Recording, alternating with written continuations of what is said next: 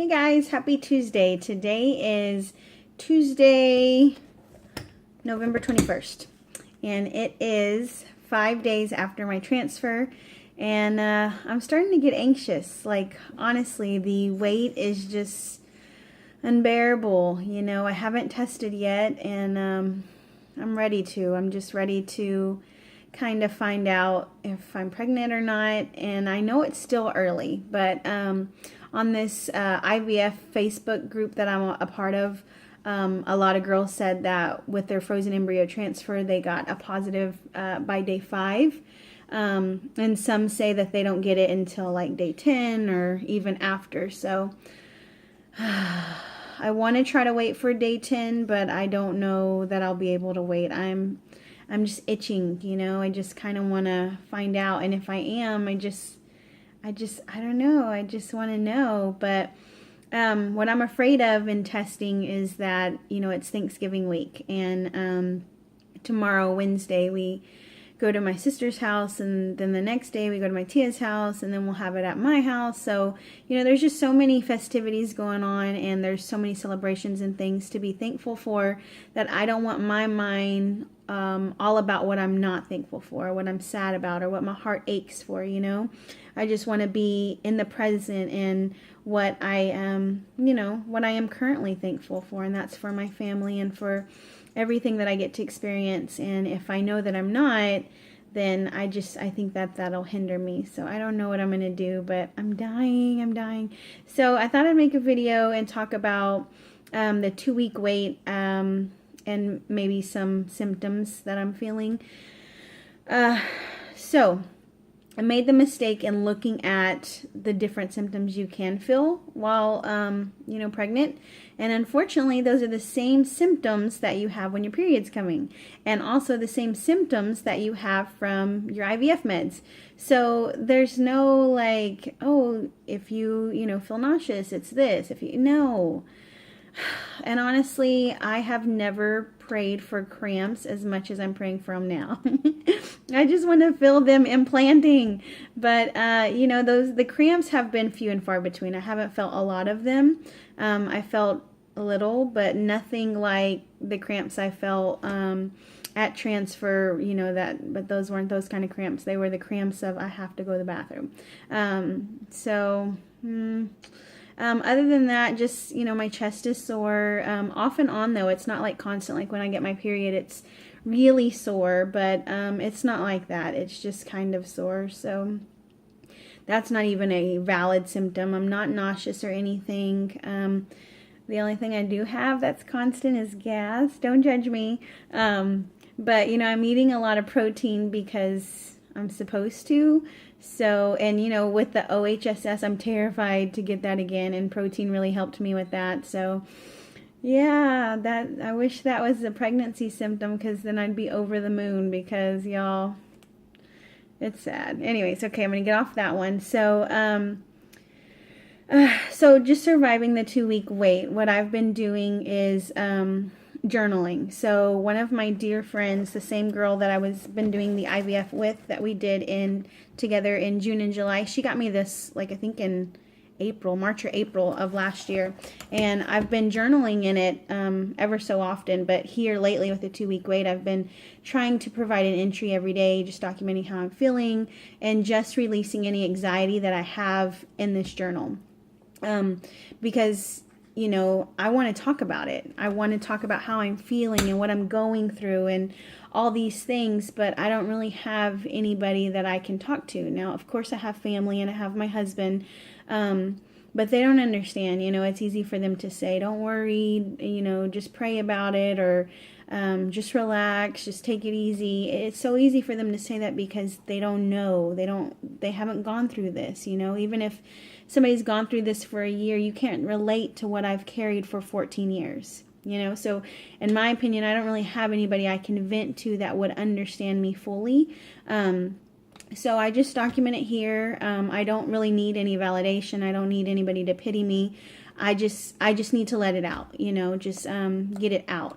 So I encourage you, if you're going through this and you're in your 2-week wait, do that, journal it. And also it's going to be great for when your miracle does arrive, and throughout the years of raising them, you can give them this journal. And when they hit those teen years where nobody loves them, you can remind them how hard you worked to get them. So doing that, also documenting my journey here on YouTube, although you won't see this until way later. It's just helpful for me to talk about it. I can talk without any interruptions, which my dogs are getting antsy, so you may hear them in a minute. But other than that, nobody's talking back to me. Nobody's trying to make me feel anything different than the way I feel, So if you're going through this, do that. Make a video, even if it's not public. Because all these videos that I'm recording are all private right now. Even if it remains private forever, do it so that you can look back on it, and if it's a positive, you can celebrate with all the milestones you hit, and if it's negative, you can look back and remember and relive those great moments, the moments that you had hope and you were excited. So that's some suggestions for you, as well as, of course, the number one. I've been praying like crazy. Like, my God, it's sad to admit that I've never prayed this hard in my life, but all day, every day, I'm just talking to God and really just begging Him. Oh my goodness, begging Him to let me keep these babies. I feel like He's probably tired of hearing my voice, but I'm just praying like crazy, praying that I get to keep them, praying that I get the desires of my heart. But I'm also praying for peace and contentment in whatever the outcome is, because I'm the kind of person that has to be realistic. I want to be optimistic, and I want to think of, I'm pregnant. I want to think positive thinking, but the hardship is that if it's not positive, and all along I've been thinking it's positive, and I've rationalized it's positive because my lining was fine, the embryos were fine, everything was fine, they were hatching, I can drive myself crazy because I don't have a reason why it went negative. And I can't do that to myself. And people don't understand that, because when I talk to them, they're like, just stay positive, just speak positive. And I'm just like, ugh! You don't realize I'm doing this for me. I'm doing this for my sanity. I'm doing this so that I don't spiral downhill on a deep depression, because I know me. I know who I am. I've dealt with this before.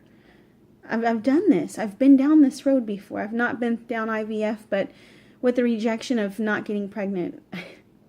Almost 15 years of disappointment. I have to keep myself level-headed. I have to. And so while it gets on people's nerves, or they don't understand why I have to be realistic, I have to do it for me. Because nobody's going to be there in the middle of the night when I'm crying and begging and wondering, why not me? So I have to do this. So that's one thing I've been doing, is just making myself be realistic, making myself know, if it's not positive, it's okay. Here's what to look forward to. You have 4 more babies that are frozen. They're not the top grade like the one that they put in me this time. But they're good. They're good enough to freeze, so they're good enough to transfer. And I'm also reminding myself and making plans, because I'm a planner. Like, I guess that's part of that control for me. I have to feel like I am in control and have a plan. And I know I'm not. If I was, I'd be pregnant with 6 kids by now. But I'm not. So to cope, I plan. And my plans are, this time, not to let school get in the way, not to let work get in the way. And it has for me this year. It has in a huge way. Being at a new school with a new team, new atmosphere, new demands. I'm trying so hard to keep up, but I'm not focusing on me. I'm trying to do both things, and I'm failing. I'm failing at it. And I can really tell this school year that I've not been a great teacher, and I wish that I had the resources and finances to go ahead and take off this year, had taken off this year, but I can't. That's not realistic for me. So the plan is for me that if it does fail, that, I lose weight, because that's going to be the biggest thing for me, because it's what I neglected to do on this cycle. Also, mentally be ready. Mentally just be in a good space, because I've not been in a good space. There's been a lot of changes that I've had to endure, and it's not been easy. what else did I say? Oh, we're working on getting out of debt, because to pay for this whole cycle and all the IVF that we've had to go through, it's been about $20,000, and that's not something that was sitting in my bank account. That was unfortunately a loan I had to take out to pay for this, and every cycle it's another about $4,000, and it's not cheap. It's not easy, and so I'm telling myself I'll just have time to work it off and, physically and financially gear up for another cycle, save some money. The other thing I wanted to do is, with getting more money, is to have another job. And I know that I'm already spread thin, but maybe if I keep myself busy, I will reap the benefits financially and physically, and hopefully emotionally, because I won't be sitting here wondering, why it didn't work, So those are my ways of coping. Everybody's different. For some people, it's helpful for them to stay really happy and optimistic and speaking positive. And I do speak positive because I told myself I was going to enjoy the moment and I was going to treasure these moments. And I have so much. I've treasured every moment. I have walked every day since transfer like I was pregnant. I've walked with caution. I've had my arms out, keeping my dogs away from me, and I've enjoyed putting the little bubble around my belly just to make sure that I don't hinder it in any way. So I am enjoying the moment, but I'm also fighting to stay realistic. And I feel a lot of times that I'm fighting that fight by myself, because everybody's so positive. Everybody that I've told is like, oh, it's going to happen, don't worry. And I'm like, you don't realize what's against me. You don't realize the statistics. You don't realize my body. You don't realize the rejections that I've had, or the hardships that I faced, or the times that I went in and said, oh, this is going to work, and it didn't. And the times I've had to walk away and tell myself it's going to be okay, and I just break down. And I break down by myself, because who wants to hear somebody cry? Who wants to hear somebody whine? Nobody does. And I don't want anybody to have to sit and listen to me. So throughout this process, do what you feel you need to do. And a lot of girls on this IVF group, they are the same way. They have to stay realistic when everybody else around them is saying, be positive, think positive. You know what? Do what works for you. If being positive works for you the whole journey, do it. But if feeling like you need to be realistic and face the outcome that you could have, do it. Do what you need to do. And don't let anybody who is not on this journey affect how you feel. And it's going to affect you in the way that you start to question yourself, but you. So you do you. So that's the way that I've been coping with this. And having a plan and looking forward to the next step helps me. And of course, I don't look forward to not being pregnant. I'm not saying that because, God, my greatest desire is to be a mom. I've had a lot of great accomplishments in my life. My biggest one is marrying the love of my life, my husband. I met him when I was so young, and why am I getting emotional? He is my greatest blessing, and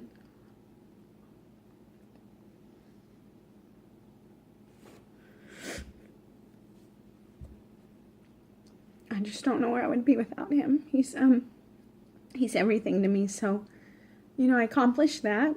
We got married really young. I got engaged in high school, and we got married in high school, or I was in high school. So I accomplished that. We've been going on for a long time. And then, I became a teacher, which was a long, hard battle. I got Teacher of the Year. So I've met my goals. This is the last one. And although it seems so close, it also seems so far away. So I'm just hoping, praying that it's positive, so I can close that door and then continue to raise, or hopefully raise, my babies. But so I'm not saying that I hope that it's negative, or I look forward to negative results. I'm just saying that if it is negative, I need something to look forward to. I need another goal to accomplish. Because if I don't, then I'm going to feel like I'm useless, like I'm worthless, that I'm incompetent. What kind of woman or teacher am I? How do I understand kids if I'm not even a mom? And that's something that I battle. So I need something to look forward to. But as those are the things that help me deal with the 2-week wait, there are some things that I try to limit as well. And it's so hard. It's so hard to limit these things. And all of them have to do with baby things like Pinterest. I have to get off of Pinterest. I have to stop looking at nurseries and bridal or baby showers and pregnancy announcements. I have a whole list here. Everything, the size of the baby at weeks and days and months. I have to stop those things. And I go and I enjoy it for a little bit. And then once I start to feel a little overwhelmed, I back off. Because I will obsess and drive myself crazy and pin all kinds of boards for all kinds of babies that I may not ever have. So I have to limit that. But I do allow myself to look at it a little bit, but I try to limit it as much as I can. Another thing that I try to limit, that I encourage you, if you're going through this, to limit, is stop looking at symptoms. Yep, stop it. You're not going to listen, because I didn't listen, and I told myself this at the very beginning of the journey. Do not look at symptoms. Do not compare yourself to other people. I did not listen.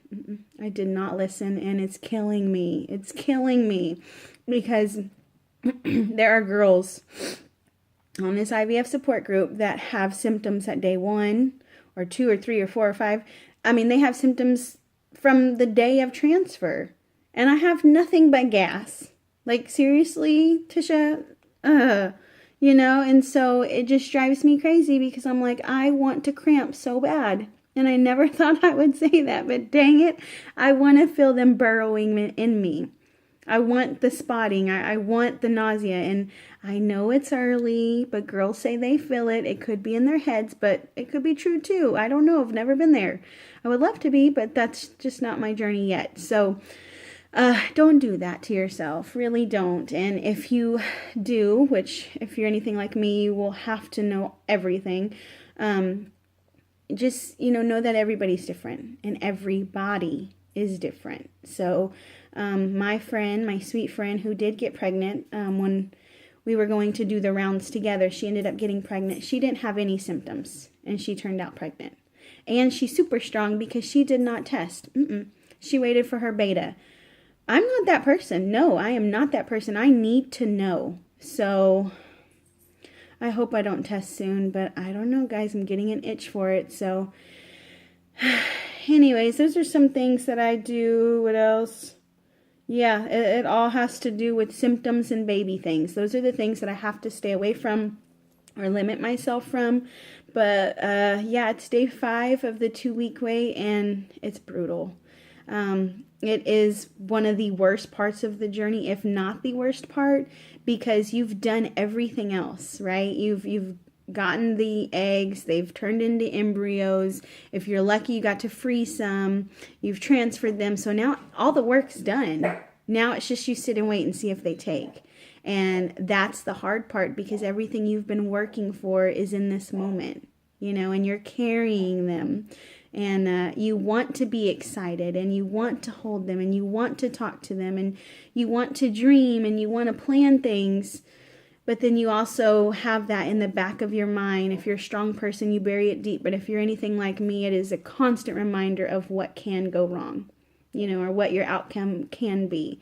And it's hard, but if you're going through this, I hope you're staying strong. I hope you have somebody to talk to, or a journal to write in, or that you make YouTube videos, even if it's just private. And it's not easy getting on here and sharing my journey. Actually, and I don't think I've said this before, but I shared my journey with my family, I think in April. But up to that point, for 14 years, guys, I did not tell many people. My family had no idea. They had no idea. They just thought we didn't want kids. And I was very good at that. I did not want them to know, because I didn't want them to pity me. I didn't want them to be sad for me. I didn't want to be at a Christmas party and it come up, but it gets real exhausting when I do go to a Christmas party or any kind of holiday, and when are you going to have kids, and it's just like, put on a smiling face and you're like, someday, and you just know that someday may never come. It's hard. It's real hard, guys. So, yeah, if you're going through this, please stay strong. Please stay strong. And, just take one day at a time. And if you've gotten this far in the journey, I encourage you and challenge you to just find something in this journey and just be grateful for it, even if it's just being where you are right now. And if you're not going through this journey and maybe you're trying to watch this video to understand a family member or a friend, I really, really encourage you, do not try to relate to them. Even if you've gone a year or 2 years and not been successful with pregnancy, do not try to relate to them. They will most likely be kind and say, yeah, and let you finish talking for you. But guys, you can't relate to somebody who's gone through this for a long time. Okay, so anyways, I did not want to get on that soapbox, but that's the one thing that annoys me about people is you just can't relate to these people who struggle with infertility. Please don't. Especially if you've been successful in a pregnancy. Don't do that. So anyways, yeah, if you're watching this and you're trying to support a friend, just listen. The best thing you can do is just be an ear and maybe buy them something. Because that would be nice. But that's it, guys. I just wanted to keep you updated on my 2-week wait. I'm still premature in it. I'm only 5 days in.